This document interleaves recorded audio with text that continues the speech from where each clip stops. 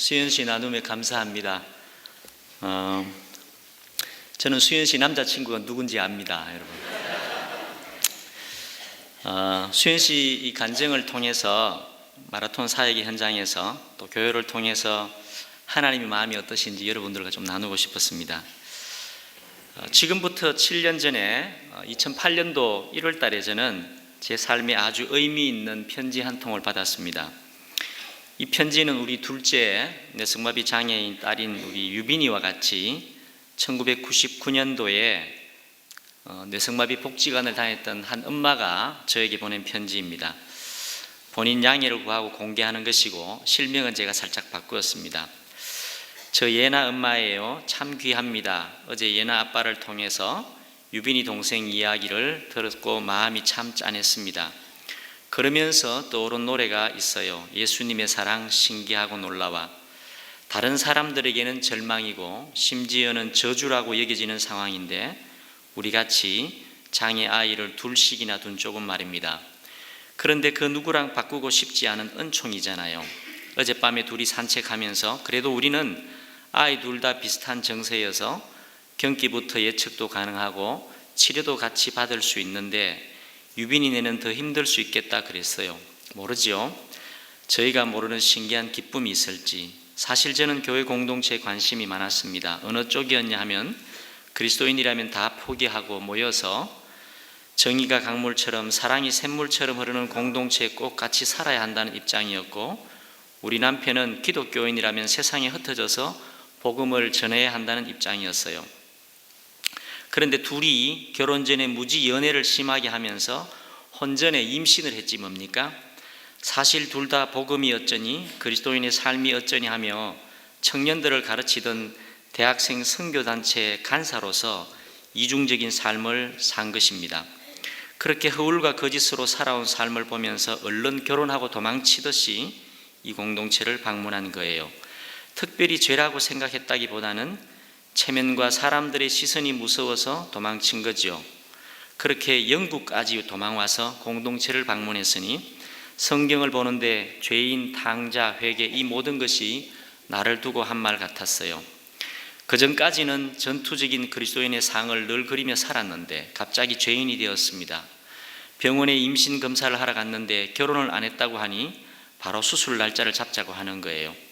그 의사의 사무적인 눈빛을 보면서 내가 무슨 일을 했던가 싶어서요. 신나게 사랑하는 사람과 사랑한 것이 무슨 죄인가 하고 하늘 아래 떳떳했거든요. 제가 당시에 제일 싫어했던 말이 죄회개 이런 말이었어요. 이렇게 저렇게 교회에 사정을 해서 8개월을 살면서 그곳에서 예나를 출산했습니다. 영어도 진짜 안 되고 문화와 음식 등등 장벽은 천지인데 마음이 너무 평화로운 거예요. 여기서는 내가 성경을 가르치는 리더도 아니고 그냥 말도 못하고 잘 알아듣지도 못하는 바보에다가 숨어 사는 죄인이니까 그냥 까놓고 내가 얼마나 파산한 사람이며 하나님의 절대적 용서와 은혜가 필요한지 알게 되니까 너무 마음이 편한 거예요. 그렇게 바보처럼 사니까 할머니들이며 공동체 교회가 얼마나 사랑해 주는지요. 제가 원래 사람 눈치를 많이 보는 편인데 내 마음이 너무 갈급하니까 있는 사랑 없는 사랑 그냥 꿀꺽꿀꺽 삼켰습니다. 그래서 저는 공동체에 남기로 결정했는데 우리 남편은 여기서 일하는 거 너무 힘들고 돈 못 벌어도 좋으니 한국에 가서 살자는 거예요. 제가 남편을 이리저리 구슬리며 설득해도 자기는 도저히 못 살겠다고 하는데 교회가 남편 편을 드는 거예요. 결국 제 마음에 숨기고 온 것들 그리고 얼마나 내가 하나님의 말씀을 덜 먹이며 청년들을 잘못된 길로 인도했는지 고백하고 죄 사함을 받아야 한다는 빚진 마음으로 한국에 돌아왔습니다. 그리고는 저희가 섬기던 선교단체에 연락을 해서 저희의 교만했던 삶과 성적으로 타락했던 것들을 공개적으로 고백하겠다고 했어요. 이곳에서 늘 보고 배운 것이 있는데 사람들이 자기 죄를 공중 앞에 고백하면 모든 어두웠던 것이 환하게 비추어지며 용서를 받더라고요. 그래서 그랬는지 그런 용기가 났습니다. 그런데 세상의 반응이 너무 썰렁한 거예요. 그게 무슨 죄냐고 하는 반응부터 무슨 그런 일로 도망갔느냐며 왜 지금 너희들 엉뚱한 짓 하느냐 하는데 제가 우울증에 걸리는 줄 알았습니다.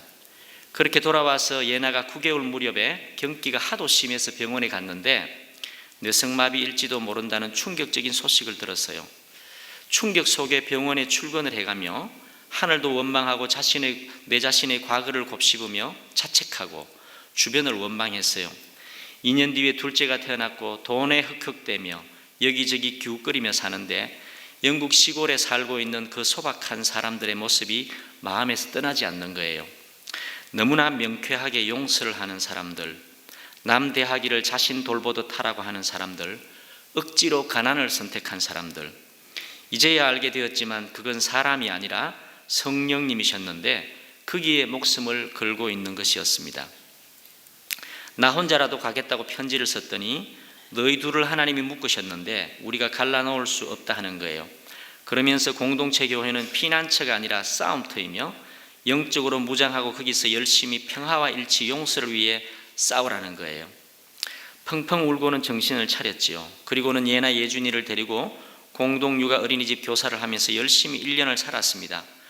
그런데 예나 아빠가 다시 거기 가야겠다고 하는 거예요. 그동안 복권이라도 사서 당첨되는 공허한 물질 욕망을 꿈꾸면서 자신을 채우려 했던 모습이 추하다며 제대로 한번 살아보고 싶다는 거예요. 그래도 감사한 것은 그때 유빈이 아빠 같은 분들을 만나면서 저희가 장애가 있는 아이를 조금이라도 사랑하는 법을 배운 거지요. 그리고 바로 3개월 뒤 여기에 왔어요. 2001년 그것이 1월 달이에요. 그리고 2002년에 예린이가 셋째로 태어났는데 예나랑 비슷한 장애가 있는 걸 다행히 일찍 발견했어요. 병명도 이상합니다. 잠재적 뇌성마비. 뇌 검사 결과가 정상으로 나오니까 그런 이름을 주더라고요. 그때까지 하나님을 무지 원망했습니다. 내가 잘못한 것도 용서해 주지 않고 장애아이를 둘이나 주는 잔인한 분이라고 손가락질했지요. 그런데 예린이 장애 판정받고 한 달을 그렇게 많이 울고는 하나님의 그 이해할 수 없는 사랑과 평화가 주어졌습니다. 그렇게 되기까지에는 예나와 예린이는 너무나도 특별한 하나님의 선물이며 하나님의 사랑이라는 형제자매들의 끊임없는 격려와 확신이 있었습니다. 반면에 그것에 대해 계속 거부하고 반항하는 저의 치열한 싸움이 있었답니다. 물론 우리 남편의 묵묵한 헌신도 있었고요. 교회로부터 쏟아지는 사랑과 지지를 거부하였던 제 모습이 예린이 장애 판정을 받고는 조금씩 허물어지면서 제 마음은 하나님의 사랑과 형제자매들의 사랑으로 채워가고 있었습니다. 제가 사회복지를 전공한 사람입니다. 사회의 약자를 위해 일하겠다고 공부하고 선교단체에서 일하며 헌신하겠다고 했는데 정작 장애가 있다는 이유로 내 자식은 사랑하지 못한 그런 죄인이었습니다. 지금 돌이켜보니 예나 예린이가 아니었으면 하나님을 평생 몰랐겠구나 싶습니다. 긴 이야기인데 유빈이랑 가정이랑 꼭 나누고 싶었습니다. 그런데 이 평화가 넷째를 출산하기 전에 와르르 깨지는 거예요. 우리 예나 아빠한테 그랬어요. 여보, 예린이까지 장애아이로 주신 것은 너무 감사한데 넷째까지 장애가 있으면 나 감사 못할 것 같아. 말이 없던 남편이 공동체 모임에서 이 이야기를 나누었습니다. 자신이 없고 겁이 난다고 말입니다. 그때 많은 분들이 함께 울면서 위로해 주시고 넷째까지 만약에 장애아이라면 그야말로 우리 교회에 하나님께서 주시는 커다란 축복이라며 형제자매들이 확신으로 권면해 주는데 그 더운 여름날 눈물 콧물 땀이 범벅이 되었답니다. 넷째가 태어나던 날 우리 예나 예린이를 돌보던 자매들이 밤새 기도하였다는 이야기를 나중에 들으면서 형제자매의 사랑을 깊이 느꼈습니다. 늘 제 뇌리에서 떠나지 않는 한 장면이 있는데 뇌성마비 쌍둥이 아들 둘을 바쁘게 데리고 다니는 엄마를 뇌성마비 복지관에서 만났지요. 그 엄마는 지금 어떻게 지낼까? 함께 울고 함께 웃으며 나눌 사람이 있을까? 유빈이 언니의 마음고생이 많겠어요. 두 특별한 누이 사이에 낀 예준이가 언젠가는 자기도 시각장애인이 되면 좋겠다고 했어요. 그러면 교회의 많은 사람들이 자기 생각을 해줄 거 아니냐면서 사모님에게 안부 전해주세요. 긴 글 읽어주셔서 감사합니다. 영국에서 예나 가족 드림. 이 긴 편지를 읽는 동안 제게 눈물이 흘렀습니다. 멀리 떨어져 있지만 두 장애아이를 키우는 동병상련의 마음으로 보내준 편지가 너무 고마웠습니다. 그리고 이런 생각이 들었습니다. 이 부부가 우리보다 훨씬 잘 살고 있구나. 무엇보다도 자신들의 아픔과 외로움과 눈물을 함께 나눌 형제 자매의 사랑이 있는 그 견고한 공동체가 부러웠습니다. 솔직히 말해서 저도 당시에 샘물교회 목사로서 마라톤의 장애인 사역자로 일했지만 저희 가정의 두 장애 아이의 양육 문제와 재정에 대한 염려, 하루하루 힘겹게 살아야 하는 육신의 피곤함, 외로움, 슬픔 등등의 인생의 무거운 짐은 당연히 우리 부부가 짊어져야 할 멍에였지 다른 사람과 함께 그 짐을 나누는 것은 상상조차 못했습니다. 그래서 저희 가족은 교회에서 안식년 휴가를 받아서 그해 여름에 공동체 교회를 방문했습니다. 그것에서의 경험을 다 말씀드릴 수는 없지만 그동안 박은조 목사님으로부터 늘 배우고 고민했던 성경이 말하는 교회는 어떤 교회인가, 그리고 예수 제자로 정말 우리는 어떻게 살아야 하는가, 이 일생일대의 중요한 물음 앞에서 저희 가족은 그곳에서 깊은 깨달음과 새로운 소망을 가슴에 품게 되었습니다. 그곳은 사도행전 2장과 사도행전 4장에 나오는 것처럼 오직 예수님을 따르고자 하는 일념으로 함께 일하고 함께 사랑하는 삶을 사는 생활 공동체 교회였습니다. 고린도전서 12장 말씀대로 예수님은 머리 되시고 교회는 몸으로서 우리 각 사람은 그 몸의 지체로서 한 마음 한 뜻으로 한 몸이 되어 살아가는 모습을 목격했습니다. 그래서 만일 한 지체가 고통을 받으면 모든 지체도 함께 고통받고 한 지체가 영광을 얻으면 모든 지체도 함께 즐거워하나니 너희는 그리스도의 몸이요 지체의 각 부분이라는 것이 어떤 의미인지 감격으로 지켜봤습니다. 특별히 두 장애 아이를 품고 광야 같은 이 세상을 살면서 진짜 이런 사랑이 너무 그립고 목말랐습니다. 그런데 여러분, 두 장애 아이를 키우는 저희만 그렇습니까? 우리 모두가 다 그런 사랑과 그런 관계의 안정감, 그 축복을 갈망하지 않습니까? 여러분, 이 땅에 온 세상 사람들이 전부 다 어둠 속에서 참빛을 찾아 헤매는 불쌍한 인생들이라고 생각합니다. 그리고 그 참빛은 바로 조건 없는 하나님의 사랑임을 믿습니다. 그리고 그 빛, 그 사랑이 바로 예수님이 세우신 교회를 통해 세상에 비치는 줄 믿습니다. 아멘. 여러분, 오늘 성경에 우리 예수님께서 세우신 교회는 음부의 권세가 이기지 못하는 교회이며 천국으로 들어가는 열쇠를 가졌다고 했습니다. 여기에서 사용된 교회라는 단어는 에클레시아, 즉 하나님께서 세상에서 세상으로부터 불러 모은 사람들입니다. 잘 아시는 것처럼 이 예배당 건물이 교회가 아니고요, 옆에 있는 형제자매, 예수님을 믿고 따르는 바로 우리의 관계 안에 교회가 존재하는 것입니다. 예를 들어 악한 권세나 군대의 힘이 이 예배당 건물을 부수고 무너뜨릴 수는 있으나 예수님과 나와의 관계, 성령으로 말미암아 우리들 지체들과의 관계, 그리고 우리의 신앙 고백은 결코 무너뜨릴 수 없습니다. 왜냐하면 하나님께서 우리와 함께 하시고 우리 안에 거하시기 때문입니다. 믿습니까, 여러분? 음부의 권세라는 말을 찾아보니 지옥, 어둠, 죽음의 문이라고 합니다. 이 죽음의 문은 모든 악한 것들이 쏟아져 나오는 통로이고 동시에 우리의 생명을 비롯하여 우리가 그토록 아끼는 모든 것들을 단번에 빼앗아 삼킬 수 있는 공포의 대상입니다. 그런데 교회가 그 죽음의 문, 음부의 권세를 깨뜨리고 짓밟는 권세와 능력을 가졌답니다. 음부의 권세라는 말을 생각하면서 몇 년 전의 사건이 기억납니다. 서울에서 장애인 사역을 하는 한 후배 목사님이 저에게 전화했습니다. 그 교회 장애인 부서에 다니는 19살 된 장애 아들과 그 밑에 중3 비장애 아들이 있었는데 이 비장애 아이들은 학교에서 반장을 할 정도로 아주 똑똑했답니다. 그 아빠가, 두 아들을 둔 아빠가 두 아들과 함께 스스로 목숨을 끊었답니다. 장애 자식을 둔 아빠에게 이 세상은 너무나 두렵고 불안한 절망의 세상이었는가 봅니다. 이제 곧 고등학교를 졸업하는 장애 아들이 내던져질 어두운 세상을 염려한 아빠에게는, 그리고 부모가 떠난 후에 결국에는 홀로 남겨질 장애 아들의 암담한 미래를 생각할 때마다 몸서리치지는 현실은 더욱 견디기 힘들었을 것입니다. 여러분, 장애인 가족들에게 이 세상은 너무나 무섭고 염려로 가득 찬 어두운 세상입니다. 이 어둠의 권세가 이 가족을 삼켰습니다. 그런데 여러분, 장애인 가족들에게만 이 세상이 그런 곳입니까? 제가 영상을 하나 준비했는데요. 한번 영상을 잠깐 한번 보여주시면 좋겠습니다.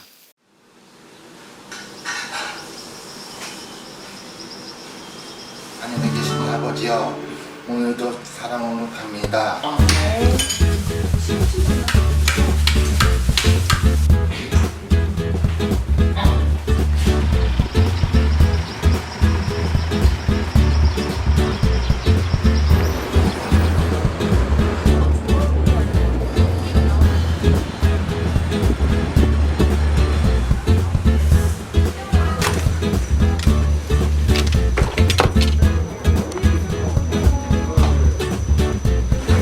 우리 오늘 조회 시작할게요. 네. 하나, 둘, 셋. 사랑합니다. 어머니 시작해요. 요새 봐라.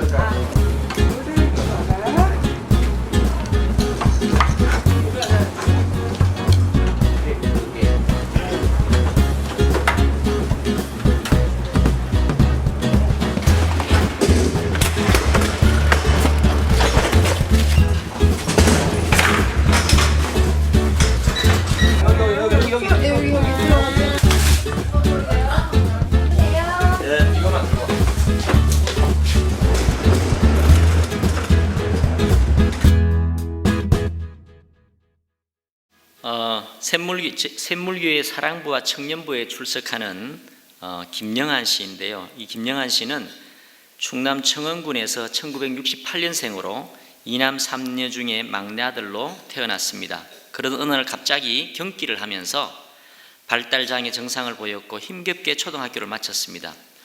그리고 자립생활 훈련을 위해서 고향에서 떨어진 오산의 장애인 시설에 갔습니다. 그런데 그곳은 입던 옷도 제대로 세탁하지 않으며 고된 일에 장애인들을 혹사시키는 곳이었답니다. 그래서 가족들은 영한 씨를 다시 집으로 데려왔습니다. 집에 돌아온 이후에는 계속 가정에서 가족들과 함께 지냈습니다. 그러다가 우연한 기회에 어머니와 함께 교회에 다니게 되었고, 분당으로 이사온 후에는 분당의 한 교회를 출석했습니다. 그리고 13년 전 2002년에 어머니는 권사님으로 천국에 가셨습니다. 아버지도 떠나셨습니다. 어머니는 유언처럼 지금 서울에 있는 누나에게 막내 영한이를 잘 돌봐달라고 부탁했답니다. 영한 씨는 샘물교회 근처에 청솔 임대 아파트에 혼자 살고 있습니다. 청솔 복지관에서 봉사하는 샘물교회 어떤 집사님이 어느 날 영한 씨를 만나서 샘물교회 사랑부를 소개했습니다. 그래서 샘물교회로 나오게 되었습니다. 샘물교회로 오면서 주간보호 시설을 다녔습니다. 아마 샘물교회와 마라톤을 이용하기 전에는 하루 종일 집에서 혼자 지낸 것 같습니다. 집에 혼자 있는 대부분의 시간은 텔레비전을 봅니다. 비록 혼자 지내지만 영한 씨는 밥도 잘하고 설거지, 청소, 빨래도 곧잘 합니다. 얼마 전에 영한 씨 집에 가보니 집이 정말 깨끗했습니다. 하지만 반찬은 만들기가 힘들어서 서울에 있는 누나가 한 주 혹은 2주에 한 번씩 갖다 줍니다. 하지만 영한 씨는 외롭게 살고 있었습니다. 이런 영한 씨에게 아주 멋진 일이 생겼습니다. 지난해 10월에 마라톤의 세 번째 그룹홈 파란 하늘이 중원구 도촌동의 한 아파트에 마련되었습니다. 그룹홈이란 성인 장애인들 4명이 한 명의 사회복지사 선생님과 함께 가정을 이루어 사는 거주시설입니다. 장애인들이 평생 살 수 있습니다. 이 그룹홈은 장애인 부모들과 마라톤이 돈을 모아서 집을 구입해서 마련된 것입니다. 우리나라는 이런 그룹홈을 집을 제공해 줄 형편이 안 됩니다. 4명의 구성원 중에 3명 부모님들이 최선을 다해서 자금을 마련했고, 재정 능력이 없는 1명의 몫은 마라톤 재단이 재원을 출연했습니다. 돈이 있는 사람들과 돈이 없는 사람이 함께 더불어 사는 것이 더 행복하고 좋을 것이라 생각했습니다. 그래서 재정 능력이 없는 마라톤의 형제들 중에서 매우 신중한 선발 과정을 거쳐서 최종적으로 영한 씨가 선정되었습니다. 제가 샘물교회에서 사랑부에 있을 때부터 혼자 외롭게 사는 영한 씨가 그룹홈에서 살면 참 좋겠다는 생각을 자주 했습니다. 영한 씨와 영한 씨 누나가 그룹홈 입소를 위해 인터뷰를 했습니다. 그리고 그룹홈을 방문했는데 영한 씨가 얼마나 기뻐하고 좋아하는지 모릅니다. 영한 씨를 보는 우리 모두가 정말 행복했습니다. 영한 씨가 그룹홈을 보고 이렇게 말했습니다. 침대에서 자는 것이 소원이었는데 침대가 너무 좋아요. 혼자서 늘 심심하고 외로웠는데 가족들 있어서 참 좋아요. 그룹홈에 살고 싶어요. 그래서 영한 씨가 그룹홈에 살게 되었습니다. 영한 씨 말고 다른 장애인 가족들은 20대들입니다. 그래서 40대 후반의 영한 씨를 삼촌이라 부릅니다. 영한 씨의 룸메이트는 상순 씨입니다. 상순 씨는 밤에 잠을 잘 자지 않습니다. 가끔씩 얼굴을 때리는 자해를 하는데 밤새도록 얼굴을 때리고 고집을 부리기도 하는데 고집도 한 고집이 있습니다. 그래서 그룹홈 선생님이 너무 힘들었습니다. 지난해 여러분 간증한 분이 우리 그 그룹홈 선생님이었는데 너무 힘들어했습니다. 상순 씨의 룸메이트가 그래서 되는 게 쉽지 않았습니다. 둘이 한 방을 써야 되는데 잠을 잘 자지 않기 때문입니다. 그런데 영한이 삼촌이 한 방을 쓰면서 놀라운 일이 생겼습니다. 영한이 삼촌의 나이와 큰 덩치의 포스에 상순 씨가 압도되어서 알아서 처신한 것입니다. 그래서 잠자리 습관이 아주 좋아졌다고 합니다. 할렐루야. 저는 선생님이 너무 이렇게 잠을 못 자고 힘들어서 그만둘 마음까지도 있었는데 그걸 한 번에 해결한 것입니다. 그룹홈 선생님께 들은 이야기인데 상순 씨 어머니가 아들이 그룹홈 생활을 잘하는 게 너무 대견하기도 하고 또 영한 씨가 너무 고마워서 주말에 집에 한번 초청해서 맛있는 것도 해주고 잠도 자게 해라고 했답니다. 그 말을 듣고 영한 씨가 한마디로 딱 잘라서 거절했답니다. 내가 주중에도 상순이 때문에 잠을 잘 못 자는데 주말까지 가서 그렇게 해야 되겠냐고 그래서. 그리고 제가 얼마 전에 이렇게 도시락 배달을 온 영한 씨를 엘리베이터에서 만났습니다. 그래서 제가 요즘 상순 씨 잘 자냐고 이렇게 물어보니까 이렇게 대답했습니다. 여러분 이분은 뭐 얼굴 표정 안 바뀌고 이야기해요. 이전에는 상순이가 잠도 안 자고 얼굴을 막 때리고 그랬는데 내가 사람 만들었지 이렇게 말했습니다. 영한 씨는 선생님과 나이가 동갑입니다. 집안 일도 잘 도와주고 다른 동생들에게 얼마나 큰 도움을 주는지 모릅니다. 그리고 그룹홈에 가면서부터 사랑하는 도시락 공장에서 일하는데 얼마나 즐겁게 일하는지 모릅니다. 영한 씨가 간절히 일하고 싶어 했는데 너무 잘 됐고 기쁜 일입니다. 막내 아들 영한 씨를 세상에 남겨놓고 천국에 가신 어머니께서 아마 지금 영한 씨를 보고 활짝 웃으실 거라 생각합니다. 저는 오늘 수연 씨 이야기와 영한 씨 이야기가 음부의 권세를 이기며 천국 문을 열쇠를 주신 교회의 능력과 영광이라고 생각합니다. 이 일에 은혜 샘물교회 성도님들의 기도와 후원도 큰 힘이 되었기에 여러분들과 함께 나누고 싶었습니다. 여러분, 음부의 권세, 이 어둠의 권세가 이기지 못하는 교회의 권세와 그러면 교회의 능력은 무엇일까요? 교회의 능력은 예수 보혈의 능력입니다. 보혈의 능력은 죄로 죽은 우리를 구원하시고 하나님의 자녀로 삼아주신 하나님의 사랑에서 온 것입니다. 그러므로 어둠을 이기는 빛된 교회의 능력이란 하나님의 사랑입니다. 사랑이 교회의 능력이며 권세입니다. 그리고 정말 중요한 것은 여러분, 형제 자매 우리 지체들과의 관계에 하나님의 사랑이 이 능력이 나타나야 합니다. 그래야 교회입니다. 몸된 교회의 지체들 간에 하나됨이 없고 몸으로서의 하나됨이 없고 사랑이 없으면 몸이 아니고 교회도 아닌 것입니다. 이건 제 말이 아닙니다. 고린도전서 12장 12절 27절에 예수님이 머리 되시고 우리는 그 몸된 교회로 우리 관계가 그 몸의 지체로 존재한다고 했습니다. 그래서 몸된 교회 하는 것입니다. 몸의 본질이 무엇일까요? 그건 하나됨입니다. 그래서 더 약하게 보이는 지체가 도리어 몸에서는 더 요긴하고 덜 귀하게 여겨지는 지체들이 더 귀해지는 게 몸의 비밀입니다.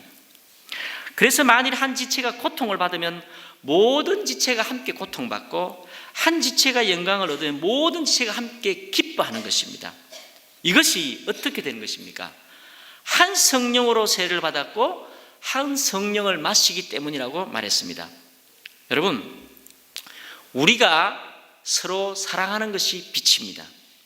아무리 적은 사람의 숫자가 모이더라도 서로 몸의 지체로 사랑이 있고 하나됨이 있으면 그것은 교회이고 그것은 빛입니다. 반대로 여러분, 수만 명, 수십만 명이 모이더라도 하나됨이 없고 사랑이 없으면 오늘 본문의 의미에서, 고린도서 12장의 본문의 의미에서 볼 때 그건 빛이 아니고 교회가 아닌 것입니다. 그 빛은 어둠을 몰아내는 권능이 있습니다. 저는 우리 마라톤의 예배를 금요일마다 드리는데 이런 말을 자주 합니다. 왜 우리가 여기에 모였습니까? 사랑하기 위해서 모였습니다.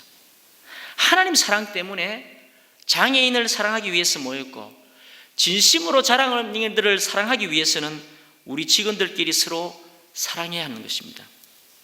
우리가 사랑하여 온전히 하나가 되면 성령 하나님이 우리 안에 충만하시고 빛이 되셔서 우리 안에 어둠을 몰아내실 것입니다. 좋은 나무가 좋은 열매를 맺듯이 우리 안에 어둠이 물러가면 우리가 섬기는 장애인들의 삶에 드리운 어두움도 물러갈 것입니다. 저는 이것이 어둠을 물리치는 참된 전도와 선교의 본질이라고 생각합니다.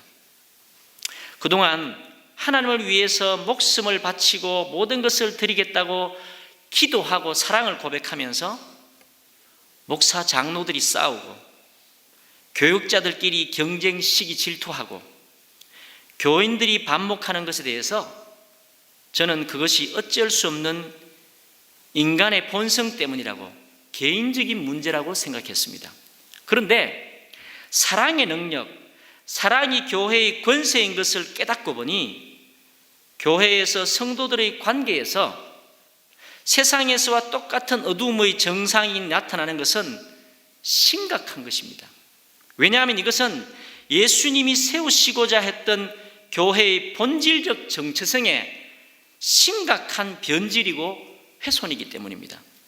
제가 본질이라고 했는데 본질이 변하면 더 이상 그것이 아닌 다른 성질의 것입니다.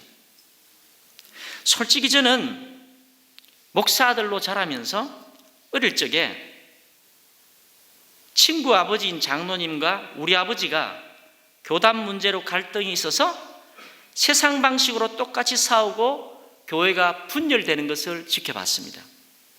신학교에 가서도 교수님들끼리 반목하고 질시하는 것을 보면서 목사 후보생을 지냈습니다. 목회 현장에서도 당회원들끼리, 부교육자들끼리, 교인들끼리 하나 되지 못한 모습을 너무나 익숙하게 보면서 저도 똑같이 말하고 행동하며 자연스럽게 지냈습니다. 한 몸 된 지체들을 사랑하지 못하면서, 아니 사랑하려고 시도하지도 않으면서 여전히 설교도 하고 기도하고 찬송하고 선교하는 것에 익숙했습니다. 예수님은 분명히 마태복음 5장 23절에 그러므로 예물을 드리려다가 거기서 내 형제에게 원망 들을 만한 일이 생각나거든 예물을 제단 앞에 두고 먼저 가서 형제와 화목하고 그 후에 와서 예물을 드리라고 했습니다. 그런데 우리는 이것을 중요하게 여기지 않고 여전히 기도하고 찬양하고 예배드립니다. 그리고 계속 그렇게 삽니다. 별 문제 없어 보입니다. 그런데 정작 우리 영혼이 메마르고 죽어가고 내 심령이 돌같이 죽어가는 줄을 알지 못합니다. 그런 마음에 하나님 말씀, 하나님의 은혜는 임할 수가 없는 것입니다. 교회 생활을 하는 우리 안에 어둠의 권세가 바로 저는 이런 것이라고 생각합니다. 진정한 교회의 머리 대신 예수님 앞에 몸의 교회로 사는 우리가 한 몸의 지체된 형제 자매들로 서로 사랑하려고 하지 않고 사랑하지 못하는 것입니다. 사랑하지 못하는 모습은 서로에 대한 무지와 무관심으로 나타나고 적당한 거리의 친분 관계로 나타나고 교회의 일을 열심히 하는 사람들에게는 시기와 질투와 판단과 수근거림, 미움, 분열로 나타납니다. 우리 안에 있는 어둠의 권세를 깨뜨려야 합니다. 특별히 뒷말과 수근거림은 우리 공동체와 교회의 죽음입니다. 우리가 맺는 인간관계에서도 마찬가지지 않습니까? 교회든 우리는 절대 그런 어둠을 허용해서 안 됩니다. 그 뒷말이, 수근거림이 모두를 죽게 만들기 때문입니다. 우리 마라톤에서도 얼마 전에 뒷말 때문에 큰 고통을 겪었습니다. 우리 모두는 뒤에서 수군대고 험담을 즐기는 악한 본성이 있습니다. 그래서 그동안 살아오던 방식을 청산하고 이제는 불편하더라도 앞에서 솔직하게 말하는 스트레이트 토킹, 불편하더라도 솔직하게 앞에서 말하는 그 스트레이트 토킹을 하자고 다짐하며 연습하고 있습니다. 그런데 쉽지 않습니다. 하지만 여러분, 앞에서 부드럽고 좋은 말로 호감을 사려는 것은 우리 모두를 병들게 합니다. 뒤에서 수군대고 비난하는 것이 마침내 공동체를 병들고 죽게 만들기 때문입니다. 만약 두려워서 말 못하고 불편해서 솔직하게 말하지 못하게 되면 결국 내 마음에 어둠이 생기게 됩니다. 놀랍게도 이 어둠은 점점 커져서 마침내 내 온 마음에 가득 차게 됩니다. 내 온 마음에 가득 찬 이 어둠은 다른 사람들의 마음도 점령하게 됩니다. 이것이 어둠의 권세입니다. 이런 면에서 예수 제자된 우리들의 관계의 원리는 매우 간단합니다.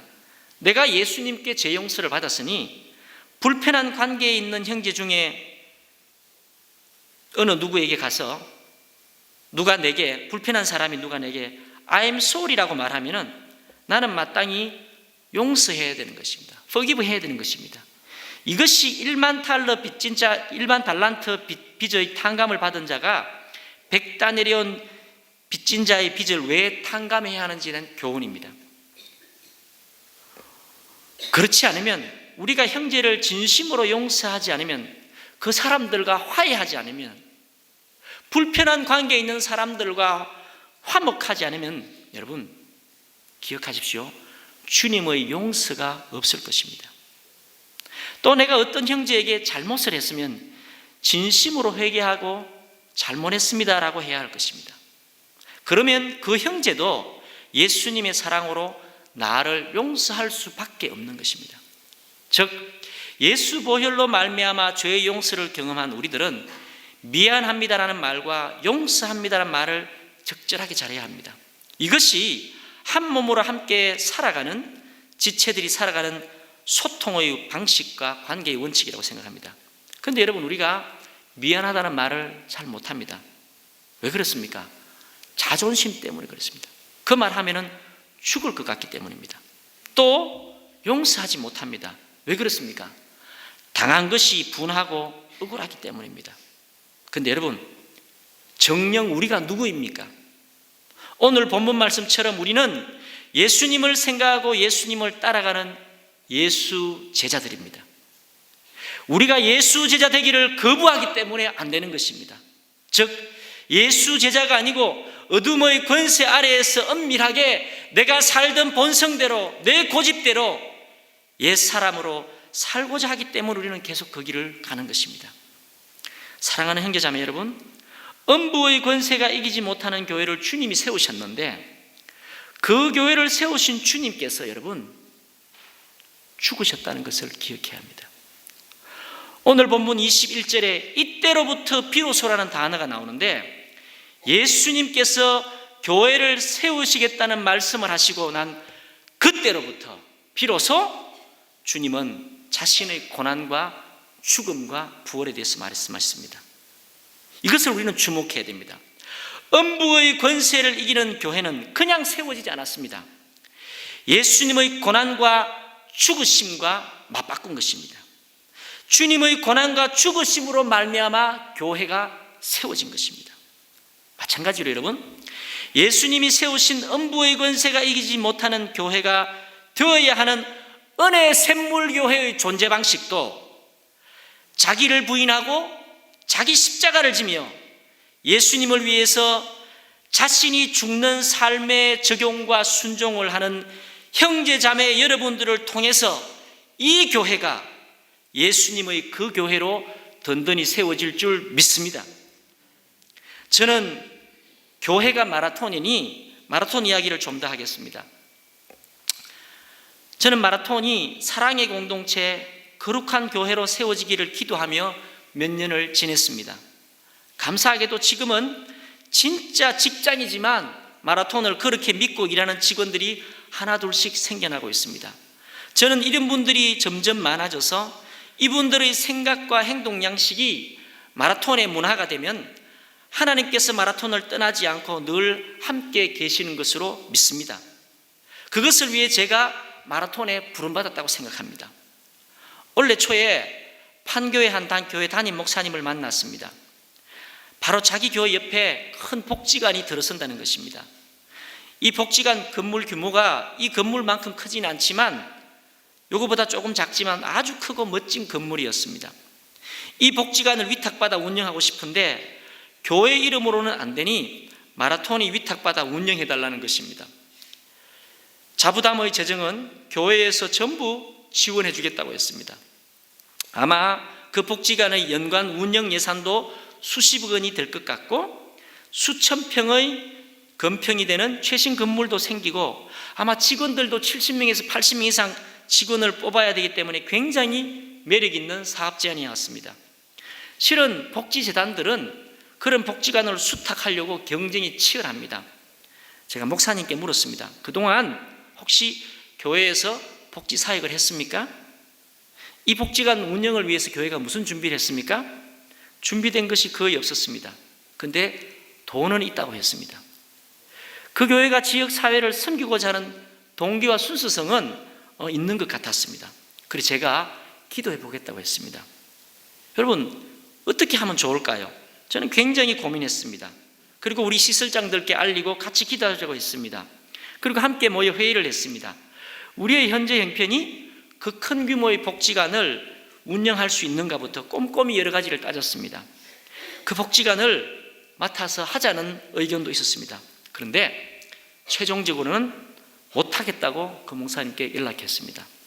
가장 중요한 이유는 그 복지관을 맡게 되면 어쩔 수 없이 우리가 포기해야 되는 소중한 가치, 보배가 있었기 때문입니다. 그것은 바로 직원들과 함께 비록 지난 몇 년간 적은 숫자이지만 마라톤의 교회됨, 몸된 교회됨, 마라톤의 공동체성, 거룩한 교회의 꿈을 포기할 수 없었기 때문입니다. 예를 들어 20여 명이 겨우 넘는 우리 마라톤에 갑자기 70명이 넘는 새로운 직원들이 들어오면 우리는 더 이상 우리에게 사랑의 공동체니 영성적 복지 실천이 하는 거룩한 교회의 꿈은 이룰 수 없다고 판단했기 때문입니다. 겉으로는 규모가 커지고 멋진 건물이 생기고 많은 예산을 집행하고 유명해질지 모르겠지만 더 이상 교회의 꿈을 꿀 수가 없는 것입니다. 요즘 판교의 그 복지관이 거의 완공되었습니다. 제가 오가면서 그 복지관을 보게 되는데 얼마나 멋진 건물로 눈에 아른거리는지 모릅니다. 그리고 가끔씩 생각합니다. 야, 진짜 저거 아깝지 않냐? 솔직히 건물이 너무 예쁩니다. 하지만 탐날 만큼 마음이 전혀 요동하지는 않습니다. 왜냐하면 그런 눈에 보이는 건물보다 비교할 수 없는 반석 위에 예수님이 세우시는 어둠의 권세를 이기는 거룩한 교회의 꿈이 마라톤에 저에게 있기 때문입니다. 지난 여름에 중국 단동 근처의 봉성이라는 지역에 고아원을 운영하는 홍콩 국적의 그 봉성 복리원 원장님이 마라톤을 방문했습니다. 이분은 한국 사람인데 홍콩의 외국계 정권회사에서 돈을 꽤 많이 벌고 잘 나가던 분이었습니다. 원래 캐톨릭 신자였는데 룸메이트가 기독교인으로 우연히 성경 공부를 함께 하게 되었는데 그때 예수님을 만나서 개종했답니다. 그리고는 하나님 주신 마음을 따라서 함께 성경 공부하던 크리스찬들과 돈을 모아서 법인을 만들고 중국 봉성에 아주 멋지고 아름다운 고아원을 설립했습니다. 그리고 지금까지 그곳을 운영하며 섬기는 케일리라는 50대 후반의 싱글 여성 원장님이었습니다.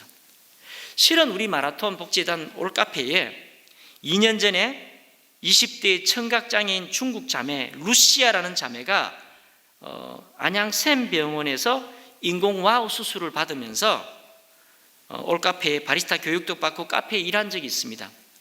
이 자매가 바로 그 봉성 복리원 출신 자매입니다. 그때 이 원장님이 몇 차례나 올카페를 다녀가면서 마라톤을 중국 그 봉성 복리원의 모델로 삼아야겠다고 생각했답니다.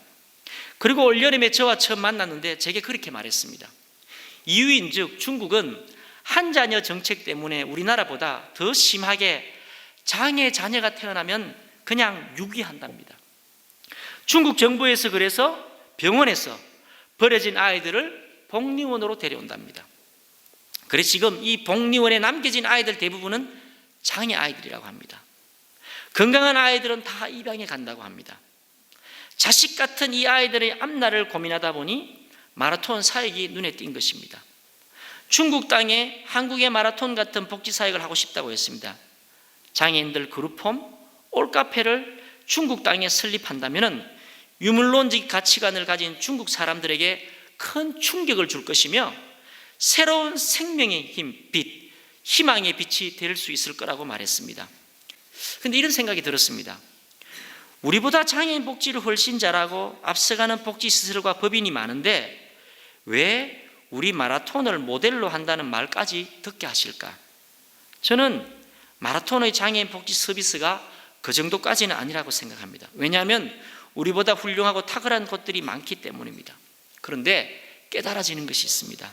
그것은 우리가 다른 데와는 다르게 직장을 두고 직업의 현장에서 교회를 꿈꾸고 공동체성을 붙들고 실험하기 때문이 아닌가 생각합니다. 중국의 그 복리원에도 장애인들이 있고 직원들이 있습니다. 그 복리원이 천국 같은 곳이 되려면 좋은 복지 시스템과 돈이 있어야겠지만 여러분 가장 중요한 것은 사람들입니다. 그 사람들의 가치관과 철학입니다. 곧 예수 복음과 예수 사랑으로 말미암은 거룩한 교회 공동체성이 없으면 결국에는 온기 없는 차가운 시설과 사무적인 일처리와 업무의 책임 소재만 따지는 차갑고 어두운 곳이 되고 말 것입니다. 아마 그래서 그 원장님에게서 그런 과분한 말을 듣지 않았나 생각합니다. 은혜 샘물교회의 사랑하는 형제자매 여러분, 우리 예수님이 세우신 교회는 음부의 권세가 이기지 못하는 교회입니다. 은혜 샘물교회가 예수님의 그 교회가 되기를 간절히 축복하며 기원합니다. 그래서 이 은혜 샘물교회에 속한 모든 지체들에게는 어린아이 한 생명에 이르기까지 음부의 권세와 어둠의 권세가 그 근원이라도 들이우지 못하고 떠나가며 쫓겨나는 교회의 권세가 여러분에게 있기를 주의 이름으로 축원합니다. 그런데 여러분 그 권세가 어떤 권세라고요? 사랑의 권세, 사랑의 능력입니다. 한 몸의 지체와 같이 서로를 돌봄으로 만일 한 지체가 고통을 받으면 함께 고통을 받고 한 지체가 영광을 얻으면 모든 지체가 함께 즐거워하는 것을 아는 공동체입니다. 어둠 속에서 빛을 찾아 헤매는 사람들에게 빛이 되는 하나님의 사랑을 보여주는 교회입니다. 은혜 샘물교회 공동체에 여러분 각 사람에게 그런 사랑의 실력, 그런 능력이 있기를 주의 이름으로 축원합니다. 사랑하는 형제자매 여러분, 음부의 권세가 이기지 못하는 교회를 우리에게 주시기 위하여서 우리 주님은 친히 고난을 당하시고 죽음으로 자신을 내어주신 우리 예수님이 우리의 표대가 되시고 본이 되셨습니다. 이제는 우리가 교회의 머리 되신 예수의 본을 따라서 몸된 교회를 위해서 형제 자매를 위해서 기꺼이 내 자신을 부인하고 내 십자가를 지고 예수님을 위하여서 목숨을 기꺼이 드리는 삶의 적용과 순종으로 우리 예수님이 세우신 그 교회, 음부의 권세가 이기지 못하는 사랑의 권세가 있는 그 교회를 이 세상 가운데에 든든히 세워가는 저와 여러분의 남은 생애가 되기를 주의 이름으로 축원합니다. 우리 같이 기도하겠습니다. 여러분, 혹시 오늘 들은 말씀 가운데에 이 자리에 예배를 드리지만 관계의 상함과 갈등과 원망과 어둠이 있는 분 있습니까? 이 예배 바로 이후에 성령으로 말미암아 화해하고 화목하는 은혜가 있기를 바랍니다. 여러분, 정말 사랑으로 사랑의 권세를 가지고 어둠의 권세를 이기는 하나님, 우리 교회 공동체가 되게 하시고 우리 목장이 되게 하시고 사랑이 실력이 있는 제가 되게 하여 주옵소서. 그걸 위하여 제가 나를 부인하고 십자가를 지고 내 생명을 드리는 적용을 하게 하여 주옵소서. 하나님 앞에 결단하는 기도를 드리겠습니다. 기도하겠습니다.